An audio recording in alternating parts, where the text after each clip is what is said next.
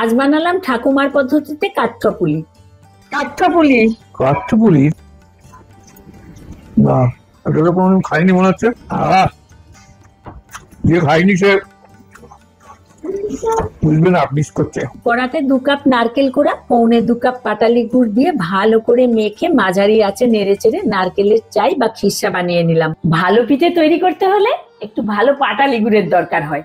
আমি তো আজ 2-3 বছর ধরে এই গুড়টা ব্যবহার করছি। এই গুড়টা না দারুণ স্বাদ। সেই গ্রামে যে একটা গুড়ের স্বাদ হয় না, গ্রামে ঘরে ঘরে তৈরি হয় গুড়, সেই রকম স্বাদ। আপনারাও যখন পাটালি গুড় কিনবেন তখন একটু ভালো কোয়ালিটির গুড় কিনবেন। খিরসাটা অন্য একটা পাত্রে তুলে রেখে কড়াটা ধুয়ে 2 কাপ জল ফুটিয়ে তাতে আস্তে আস্তে 1.25 কাপ আতপ চালের গুঁড়ো মিশিয়ে খানিকক্ষণ ঢেকে রেখে দেবো। তারপর কাইটাকে একটা বড় তালায় ঢেলে ভালো করে ঠেসে ঠেসে মেখে নিতে হবে। তার থেকে একটা বড় লেচি কেটে রুটির মতো একটু মোটা করে বেলে নিয়ে তার এক সাইডে লম্বা করে একটা খিরসা দিয়ে রুটিটাকে ভাঁজ করতে হবে।